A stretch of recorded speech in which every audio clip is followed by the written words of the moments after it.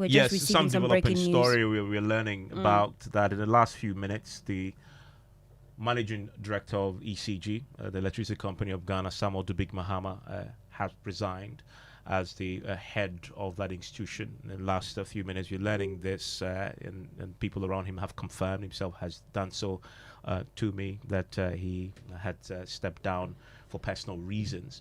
And this is coming at a time when we know that the ECG's had issues with the PURC on the cash waterfall mechanisms, but also with the IPPs, the independent power producers, on this matter. It's been a running issue. This year we saw it got to a head, actually, at a point when accusations and counter accusations started flying between the regulator, the PURC, and the ECG about the management of the cash waterfall mechanisms. He himself was personally accused of superintending over the mismanagement of the cash waterfall mechanisms, which in essence is a pool that was created where all the monies made in the power sector value chain goes into this particular mechanism, and then the ECG, because the ECG is at the end where they bill all of us and take the money and then distribute it to all players in that value chain. It appears that that hasn't worked over the period. We have seen recently, just last week, the concerns raised by the PULC in letters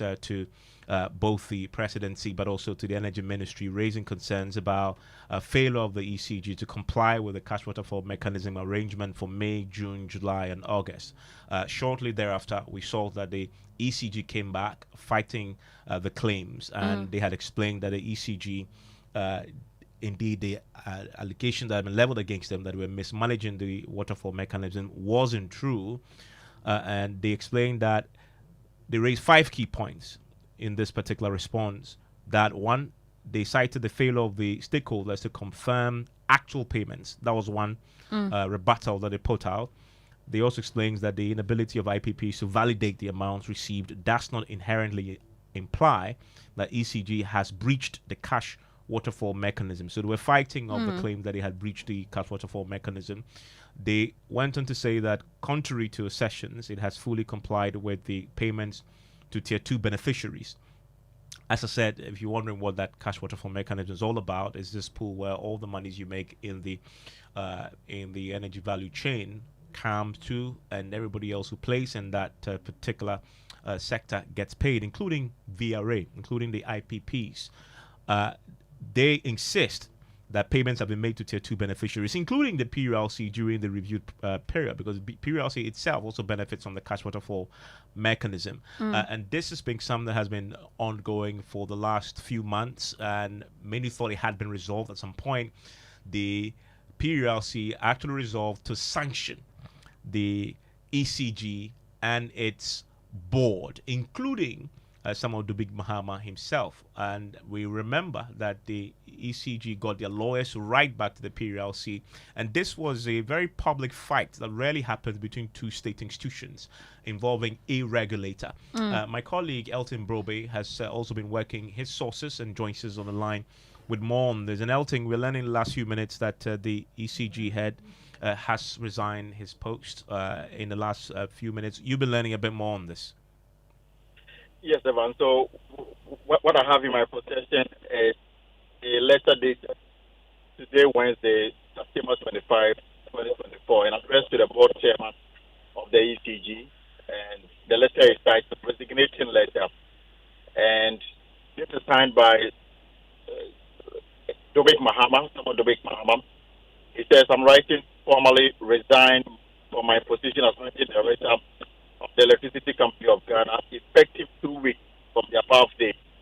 This decision, according to this letter, has not come easily, but after much reflection, it says, I have concluded that it is in my best interest to step away for personal reasons.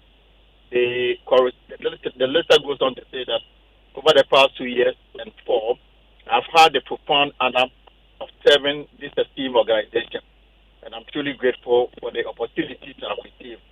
I want to extend my heartfelt thanks to the board for your unwavering support and guidance throughout my tenure. Yes, I also wish to express my sincere gratitude to the President for the trust placed in me, which has been a significant aspect of my journey here. And he says, I'm proud to leave behind a tangible achievement in our operations, having successfully reduced system losses from 30 to 26%. This progress reflects the hard work and dedication of our entire team, and I'm confident that we will continue to strive for excellence in the years to come. He concludes by saying that to my colleagues and staff, I urge you to keep pushing forward. Your commitment and passion for this country have been inspiring, and I have no doubt that you will provide steadfast support to whoever assumes my role. Your resilience and hard work are vital to the future success of the Electricity Company of Ghana. As I embark on this new chapter in my life, I carry with me cherished memories, invaluable lessons learned from each of you. Thank you once again for the opportunity to be part of this incredible organization. I look forward to continued growth and success of ECG. And this is signed by Samuel Dubik Mahama, and it's addressed to the board chair of the ECG, effective today. And I've been on the phone to him trying to get an understanding of what really prompted this. He insists, as you see in that particular letter, that he resigned for personal reasons. The president will have a say in this particular matter. We don't know yet if this resignation has been accepted or not, but it's something that he definitely believes is the right call to make at this time.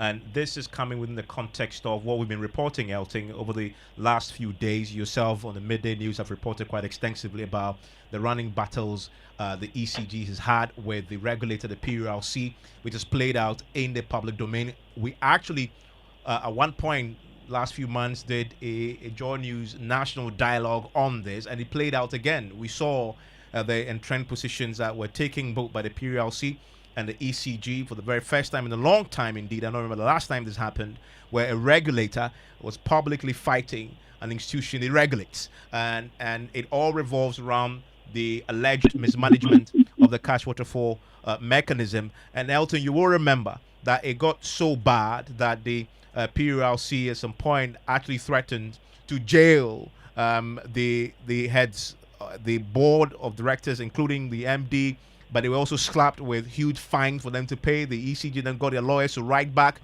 and yes, it took the presidency to try and intervene to try and resolve this particular matter. You cannot ignore that background. Now hearing and confirming that the MD of ECG has resigned. Of course, Evans, you can never discount the tension that existed between the PURC and, of course, the MD of ECG. I can make reference to the last letter the ECG MD wrote to the finance minister, giving an indication of the state of ECG at the time. And these letters are dated 28 August 2024, and then two letters, actually, one titled Request for Capital Expenditure for Replacement of Prepaid Meters.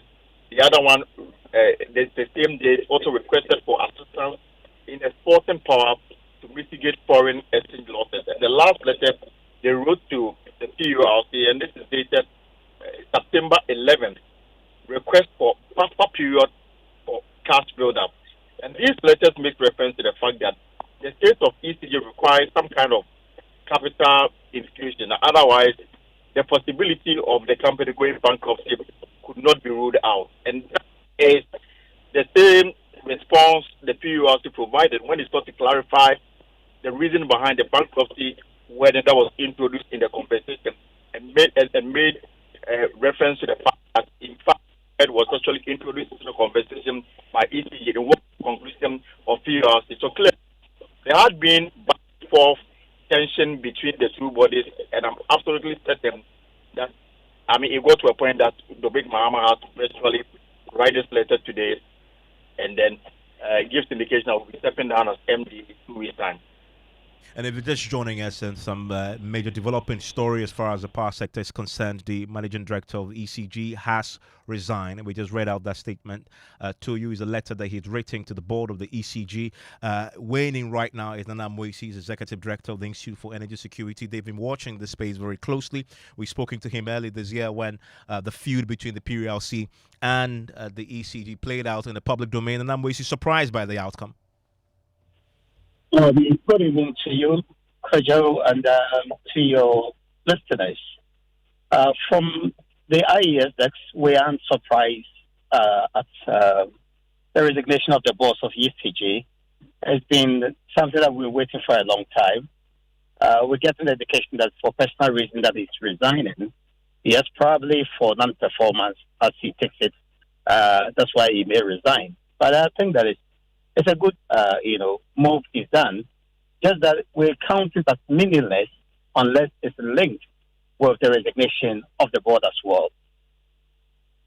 You want the board to also resign? Definitely. The board cannot be, when we are talking about the performance of ECG, the poor performance, we cannot discount the role of the board. Strategic, direction they give approval to major undertakings of the ECG. If the ECG performed well, I'm sure they will have taken some credit. But for non-performance, they should equally take the blame as well.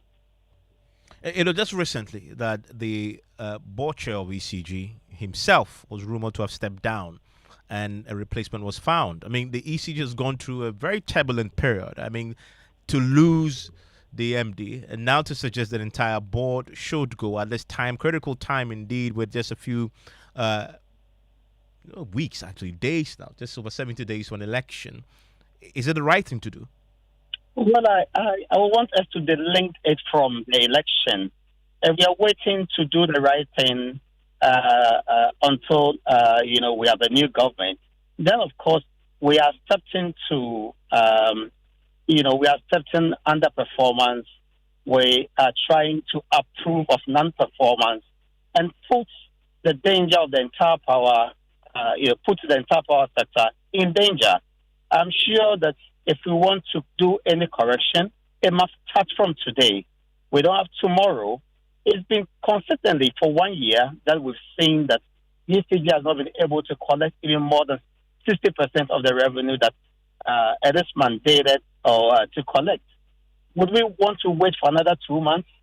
Every month, we lose over 50% of the revenue that we need to have as a country, and also to put the Cash Waterfall Mechanism in good shape. We're waiting for another 2-3 months for a new government to be formed to do these corrections. No. The earlier we take the step, the better. So let's separate the decision that we need to make today from the election. And you've made the point about the board resigning, but remember that the context, Dubik Mahama, as we know, has said in the letter to the board that he is resigning for personal reasons. But we've seen this very public fight between himself, the ECG, and the PURC. Is this an opportunity to restructure that whole institution, ECG, at a time when you've seen that even Asante Hene weighed in recently about privatizing that institution? I mean, considering what has happened, is an opportunity to take a pause and look at this more broadly, more comprehensively? A huge opportunity presented to us today that we need to correct all the wrongs that we've seen under the ECG.